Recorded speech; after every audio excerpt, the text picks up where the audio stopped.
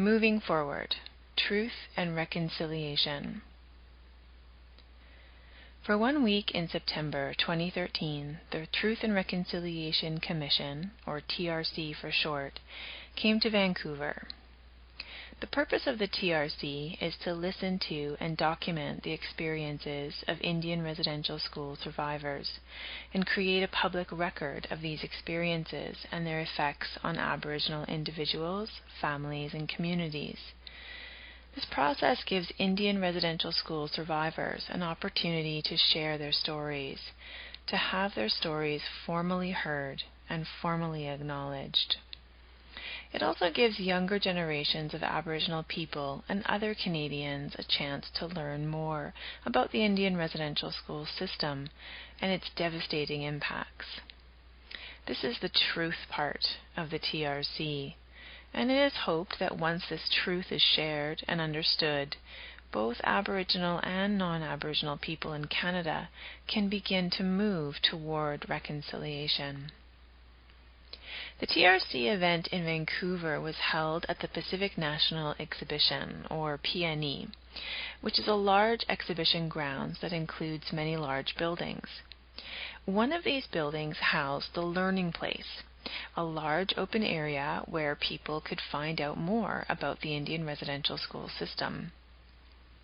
Here, people could read large educational displays and talk to representatives from the many organizations that are trying to teach the public about this piece of Canada's history. There were maps of where the Indian residential schools were, pictures of some of the schools and the children who attended them, and pamphlets that explained the history.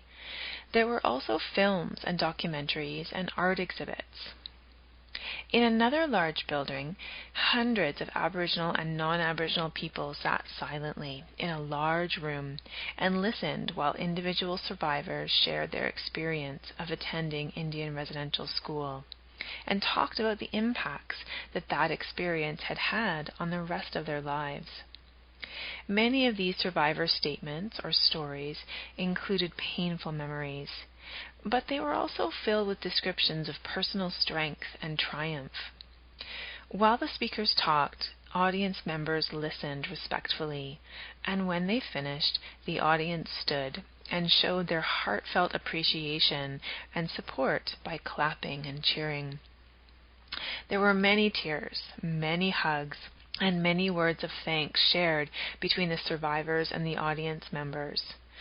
It was an opportunity for the survivors to share their stories, to be acknowledged and to be supported, and it was an opportunity for the public to hear firsthand just what it meant to attend an Indian residential school.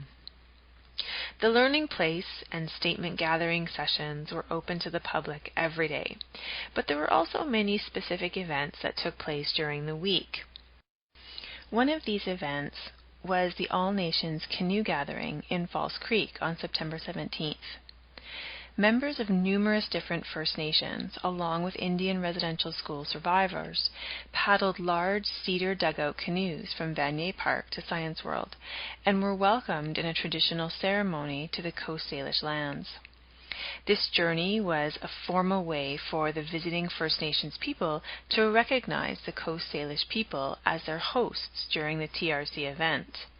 It was also a formal way for the Coast Salish people to recognize, welcome, and honor the survivors who were coming to tell their stories. Another event that took place during the Vancouver TRC event was Education Day. On this day, 5,000 school children from all over BC and their teachers came to the PNE to learn about the Indian residential school system and its impacts.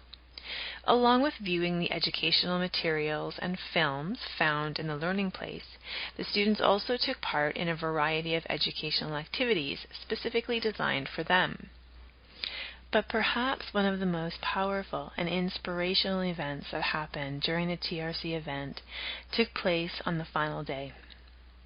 On a very cold, rainy September 22nd, tens of thousands of people participated in the Reconciliation Walk. Under thick coats and colorful umbrellas, thousands of Aboriginal and non-Aboriginal people marched through the streets of downtown Vancouver for hours to show their support for the thousands of Aboriginal people who were forced to attend Indian residential school. Organized by Chief Dr. Robert Joseph and his daughter Karen Joseph, the walk was intended as a healing journey between Aboriginal peoples and all Canadians, a way to acknowledge the problems of the past and find a new way to move forward. It was a walk for reconciliation, and it was a walk for peace.